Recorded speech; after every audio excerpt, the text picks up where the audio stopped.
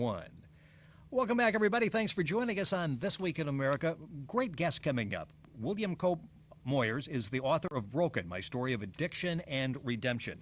William is the Vice President of External Affairs at Hazelton Foundation in Minnesota, former newspaper journalist, writer for CNN. His book chronicles his journey from rock bottom to recovery. He's the son of veteran journalist Bill Moyers. He shares the story of his life-shattering battle with addiction, his passionate commitment to help those who still suffer. William, thank you so much for being with us on This Week in America.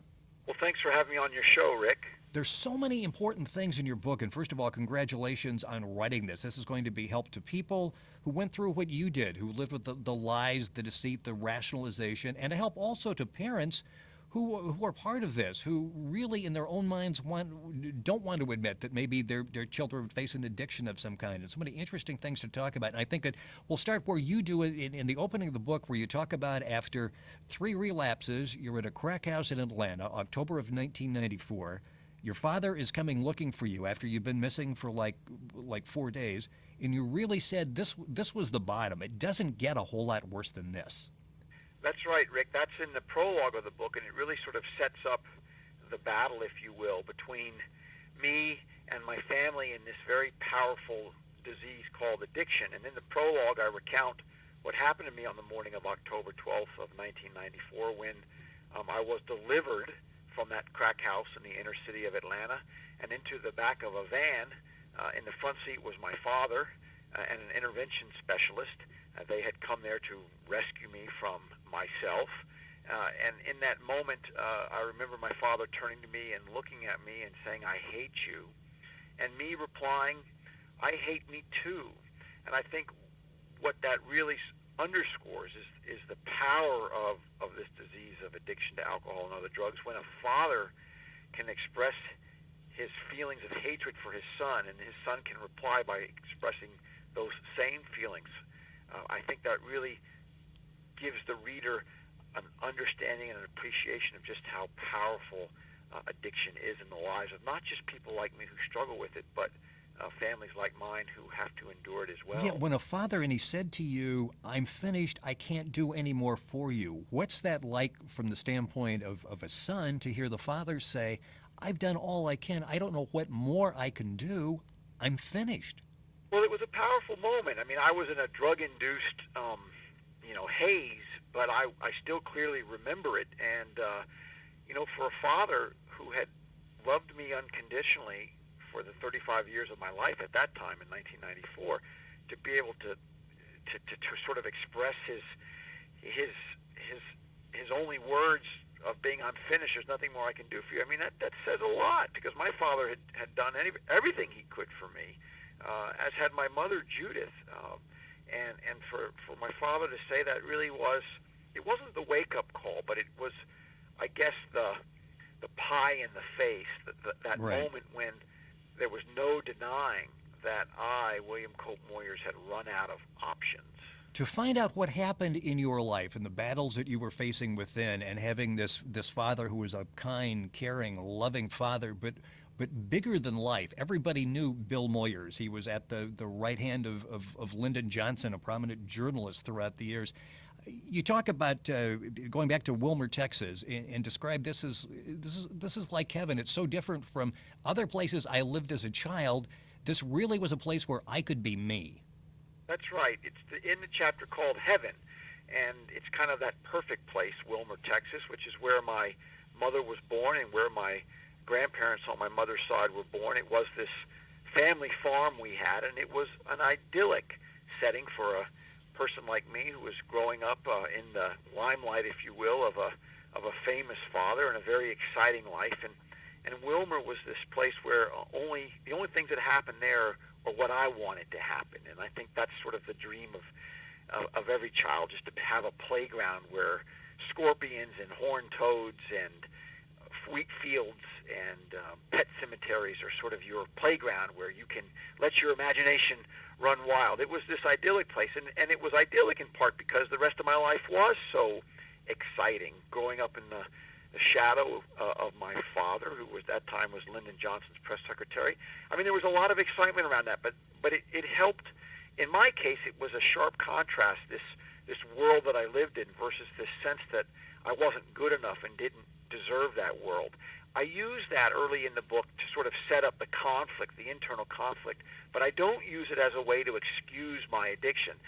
Growing up in the family that I grew up in, having the father that I had is not the excuse as to why I became addicted, but it does help to explain this internal conflict, this hole in the soul, as I call it, that I was only able to find relief from when I began to experiment with alcohol and other drugs as a And there's always teenager. that classic difference between a reason something happens and an excuse. And you never, and that's so correct throughout the 300 and some pages of the book, you never use it as an excuse. It's always there trying to understand in your mind why things happened.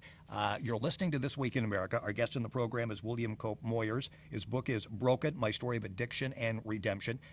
You can log on to our website, thisweekinamerica.us, and then you can link on to Williams to get information on the book, or go to williammoyers.com or Hazelden, HAZELDEN.org. So many things to talk about, and just a couple more from early in the childhood that sort of establishes some of the things you had just talked about. Two incidents you talk about early in the book. One, you're on I think it's an Air Force jet. You're off to meet your parents. You land. There's a band there thinking William Moyers Sr. is going to be there, and you really felt disappointment because he wasn't there. It was you. It was me and Yeah, not him. yeah, yeah. And I don't even remember the story all that well. What my memory of it is the way it was told to me by my parents and my grandparents. I think that sort of was the story of my life, that I did grow up with a very prominent father and a very committed mother. I mean, I lacked for nothing, Rick. I lacked for nothing growing up. I lacked for nothing emotionally, morally, financially, spiritually. My father was an ordained Southern Baptist minister. And yet, despite all of that, despite all these good things, I still was susceptible to this hole in the soul and this genetic predisposition to process alcohol and other drugs differently than the majority of everybody else. And this story about landing at a airfield in somewhere in America and being greeted by this brass band and the local dignitaries who were there thinking that it was going to be Bill Moyers, not William Cope Moyers, really sort of sets up, if you will, this whole notion again that I never could measure up to, I never could find relief from imperfection until I discovered alcohol and other drugs. And you did that in college. I think the first time you had a joint, you were at the family summer vacation, and someone gave that to you. Yeah. And you know what? That was like a lot of other teenagers growing up in the 50s, the 60s, the 70s, the 80s, or even today, peer pressure and sort of youthful experimentation is part of the experience that so many of us go through. And I was offered marijuana, and I smoked it, not so much because I thought it was going to get me high. I didn't even know what that meant. I did it because that's what I thought you had to do to be a teenager, and that's what I thought would work in terms of wanting to be part of the scene. And I discovered instantly that marijuana could do for me what I could not do for myself. For one thing, it did soothe this hole in the soul, this sense I wasn't good enough or perfect enough. But it also turned on a light switch in my brain, which I could not turn off on my own. I developed a baffling inability to just say no. Why? Because drugs and then later on alcohol, they coursed through my body differently than they do through the bodies of most people in this world, because I was set up to be addicted.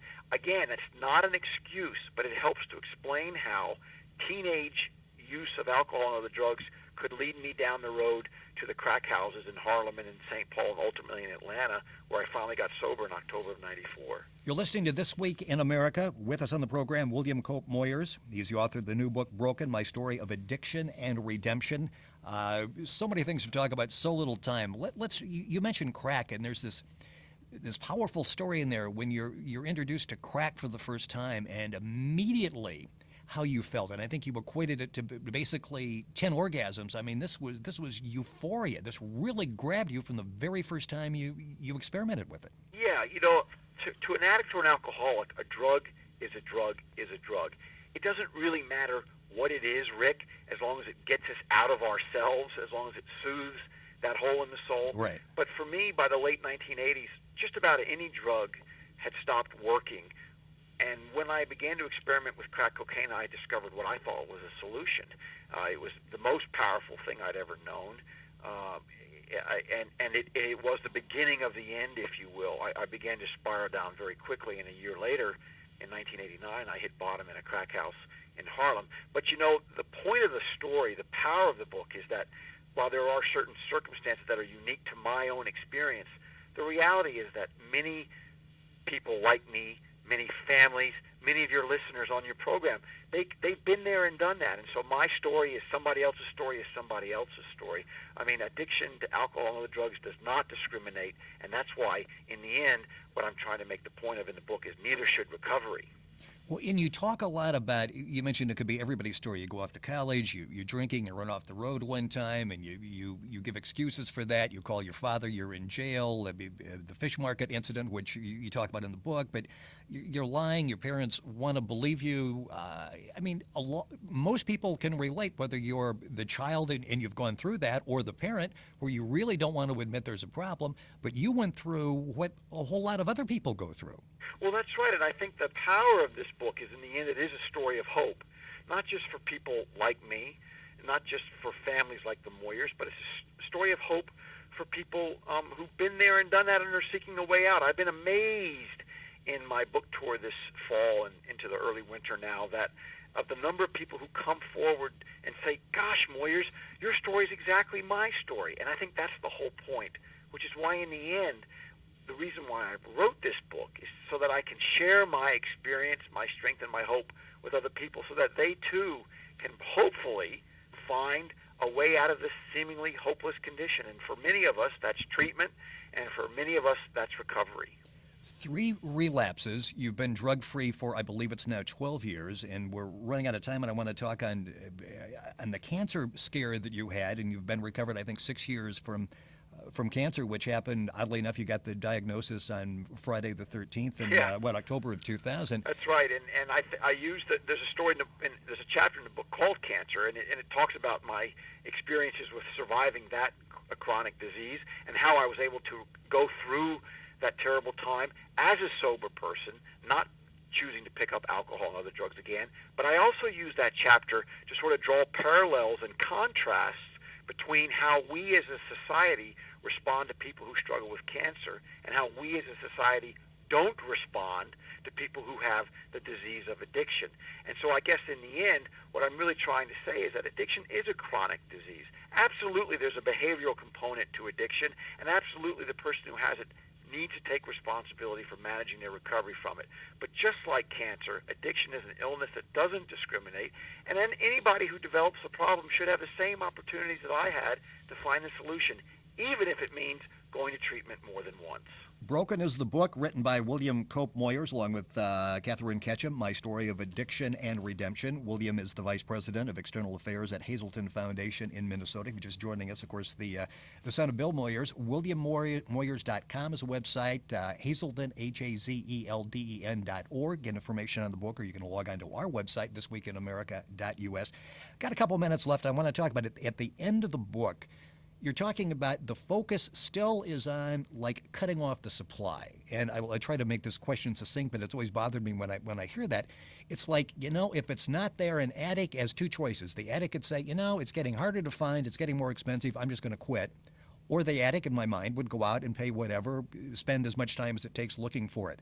When we're trying to choke off the supply, is there a correlation between that and an addict's walking away from his addiction? Well, listen, even if we, it's a tough one. The war on drugs in this country has failed, Rick, by and large, not because there hasn't been a good effort made, but the war on drugs has failed because it has focused too much on cutting off the supply and not enough on reducing the demand. The best way to reduce the supply of alcohol or drugs coming into this country is to reduce the demand from the consumers, in this case, mostly the addicts and alcoholics, who demand the product. And the reality is that even though we have banned most mood and mind-altering substances, even if we continue to do that, the most used and abused drug in the world is alcohol, and it's legal. And I'm not going to stand up on a soapbox and say we should ban alcohol. We tried to do that in this country, and it didn't really work back in the 20s during Prohibition. My point is that we need to shift the focus of the war on drugs away from this obsession on the supply and focus more on reducing that supply by reducing the demand, by improving access to treatment. That is the key. Treatment works, and recovery happens when people like me get access to it. Well, and your story is so valid because you've been there. William Cope Moyer is our guest on This Week in America. Broken, My Story of Addiction and Redemption is the name of the book. And I know you struggled at the beginning of the book in being Bill Moyer's son and trying to make your dad proud, and I think you've done that. You have touched so many people, literally saving lives, coming forward, laying your story out there, which has to be painful, and trying to get people to seek the attention that they need. William, it's been a pleasure having you on This Week in America. Well, Rick, thank you for the opportunity. I really do appreciate it. The book is excellent, Broken, My Story of Addiction and Redemption. A lot of things I wanted to talk about. Of course, we don't have time to do that, so you'll have to read the book. William, thank you again for joining us on the program. Thanks, Rick. This Week in America, we'll be right back.